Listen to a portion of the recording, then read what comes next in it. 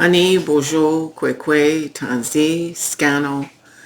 Hello, it's Brian and Catherine from Moonstarlodge in South Central Ontario with the weekly tarot and oracle reading for March 17th to 23rd inclusive. We are an Indigenous lodge and we specialize in divination and connecting with ancestors, all things of a spiritual nature. So welcome if you're new, and welcome back if you're some of our old timers. Anyway, this week is auspicious because we're moving from the winter into spring. And as I pull out the medicine wheel, we are moving from the position of the white. So here is spring equinox. And the spirit keeper is Wabanong. It's eagle, it's form, it's yellow, and it represents from now until the summer solstice. We don't have any other celestial happenings this week. But as I connected with ancestors, I've had a lot of ancestor stuff this week.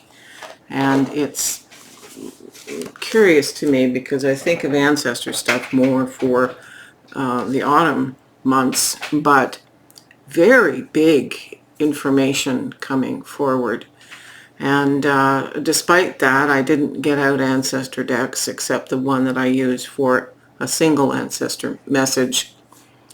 It's all to do this week with decks that relate to Ostara, which is spring equinox, birds, trees, the fae. I was thinking about being very, very young and going on wood walks, as my dad called them, and having them, the adults, ask me what I saw, and I would describe the little people without batting an eye, and they would nod their heads, and then they'd tell me other things to look at. And to think about the mushrooms, because they were very living. We get a lot of, because it's so damp and the fungi are come up. They come up, when it's damp in the spring, and again, they're heavily visible in the fall. So, yeah, I've got, I think, pretty much every kind of emerging property, if we can put it that way, represented here. And for the next 2 weeks, I'm going to be shifting through the decks I'm about to show you. So lately I've been using the Cosmic Magic Oracle to get astrological events. This week, the Urban Crow Oracle by M.J. Cullinane, because the crows are back and they nest in our yard and we feed them, and they're very vocal. The Seasons of the Witch Ostara edition, a recent release. Brand new, the Oracle of Awakening by Lelania Simone. She's the same person who does the Cosmic Seed Tarot. The Fairy Oracle, the Forest Fae Oracle. I won't be using all these decks in both weeks, but I'll get them all used between the 2 weeks. The Peace Oracle by Tony Carmine. It's about the trees. The Ostara Tarot.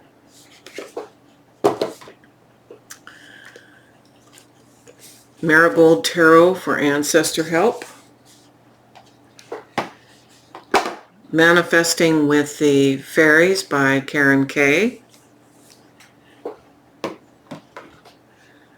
I'm going to be pulling a couple cards at the end of the reading for some special people. And the Tarot of the Cosmic Seed. This is by Lelania Simone. So there will be 2 decks by her. All right. Let's go to the cards, Brian.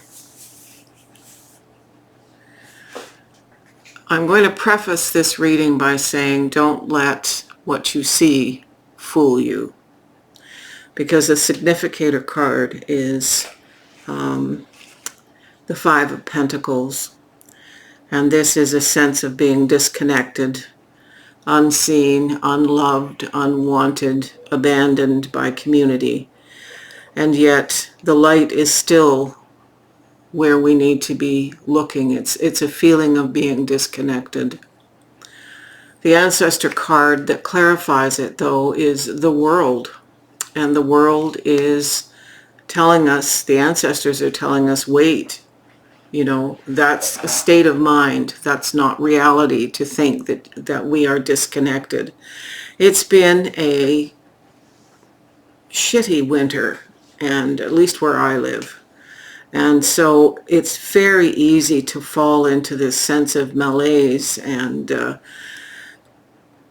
emotional, mental fatigue about being stuck inside and will this ever end and all of that. Spirit is saying, take the higher road here and get out of the funk. The funk doesn't have to be here, and the rest of the cards are going to explain why. The second card is death. We're coming out of the death that winter represents, and the ultimate issue is the constant state of reanimation, if you will, the transfiguration of the earth into, in a matter of weeks, something that's gone from being covered with a dirty white blanket of snow and ice and last year's detritus that's dead on the ground becomes, with really very little effort, something beautiful. So the transformation is coming. This is obviously a major arcana card, so it's a really important awareness of the karmic and fated aspects of the transition that I think we're going to see beginning to happen quite rapidly in this week between the 17th and the 23rd. The crows are clarifying the death card with grief. Which is an interesting synchronicity there. The crows take time to honor and respect the deceased amongst their own. It's important to honor something that has transitioned. So when we come out of the funk and take to the higher road, so to speak, it's important to grieve what has passed, what may feel lost, but also to recognize the transition. So we're taking time to acknowledge what within us is moving on. We come to the Empress card. She's like a goddess to me. She has everything. The nurture of the world, the abundance. So we're not impoverished here.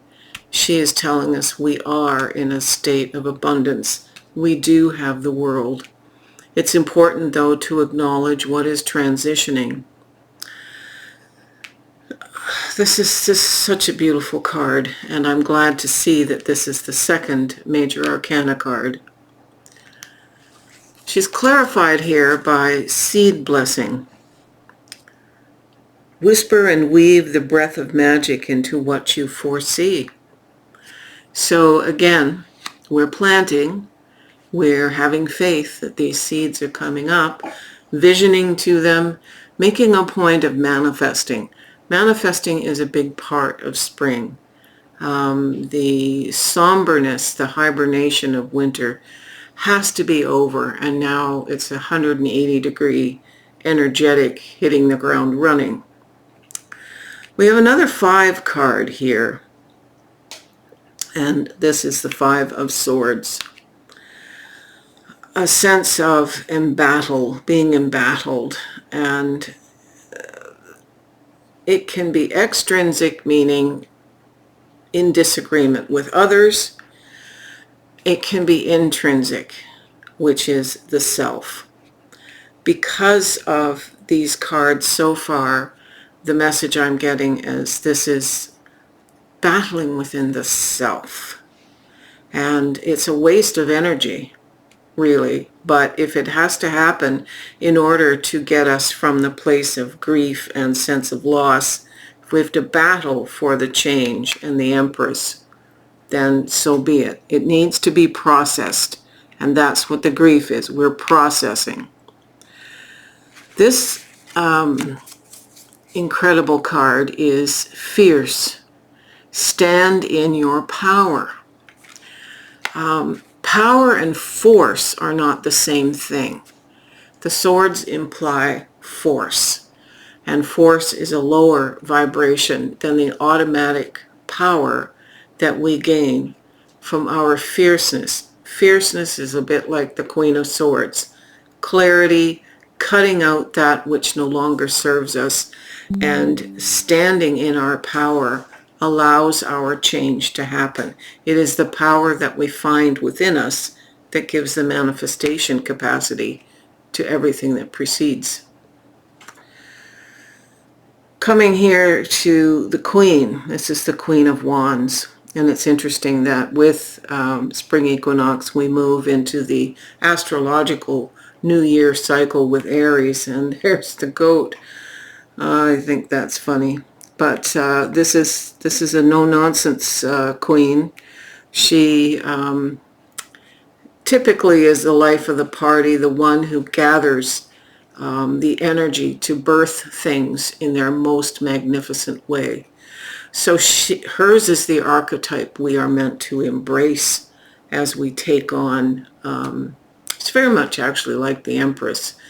But in terms of manifesting that which is passionately part of our journey, as we do so fiercely. The card that clarifies here is patience.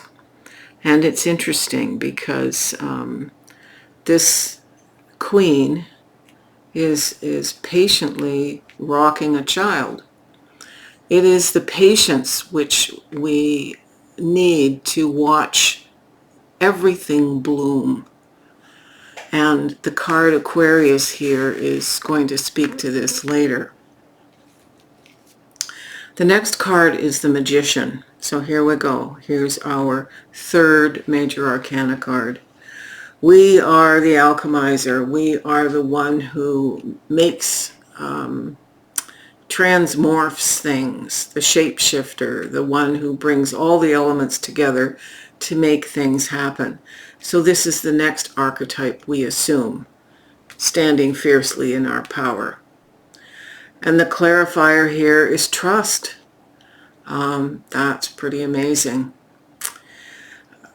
We are expected to trust that the process is happening in a good and sacred way, that we are not being let down by the all that is. And the final card is quite interesting. We started with the 5 of coins and we end with the 3, which is building. It's the same church structure, but instead of being separate and feeling outside and abandoned and lost and ill-fed and poorly dressed, here we are building with others. We're building something new. So we have to shed in order to build. And the clarifying card for this is electrons, building blocks of the universe. So we can't see electrons, but we trust that they are everything. Everything is made from electrons. And you can see them with an electron microscope now, but for millennia we could never see the building blocks. We just know they're there. That's what we have to have, trust and patience. Excuse me, I asked for a clarifying card for the time of all of this struggling to come out of winter and move into a manifestation cycle, and I got Aquarius. And Aquarius is both signifying here our individuality, but it is also about the timeline for next year. So everything we're doing now is actually going to manifest between January 20th of 2026 and February 18th, 19th of 2026, the time of Aquarius next year. So it's going to take basically 11 months, and that's just quite okay. You can flip the cards, Brian. When I first started to pull these cards, I went, ooh, this might not be well received. But I don't reshuffle, I don't change cards. I will get Brian to dowse and ask if that's the correct card for the moment. And if because I have rheumatoid arthritis, I shuffle very poorly, very badly. And so things are falling all over the place sometimes. That's why I don't shuffle on camera, because then I get self-conscious, and if I'm self-conscious, I'm not in the right frame of mind to be pulling cards for anybody else. So yeah, this is an interesting reading, and it turns out to be exactly what we all need to hear, especially if you have the winter blahs. I'm going to pull a card for my friend Heather, whose birthday is this week. And Heather, we have the Ace of Swords, new intellectual thing manifesting for you with clarity. It's incubating right now. And a card for Lisa for the lovely birthday gift she dropped by. Let me see what we've got here. The Chariot. Well, based on your recent reading, that sounds apropos. And I must pull a card for Dean. Dean the Dancing Machine.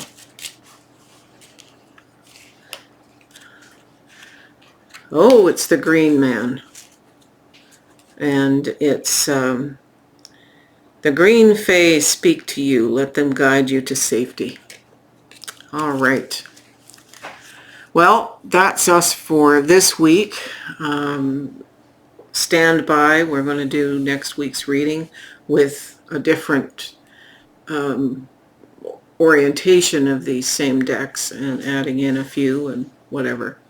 So we wish you well. We thank you for your support, whether it's through coffee, sending an e-transfer to our email, which is always, if you click the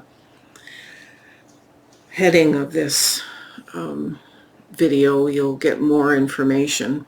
And people send coffee. We appreciate however you support us. Just liking and subscribing is a big way to support us. So have a great week. Enjoy the beginnings of spring. And keep your boots on. Aho.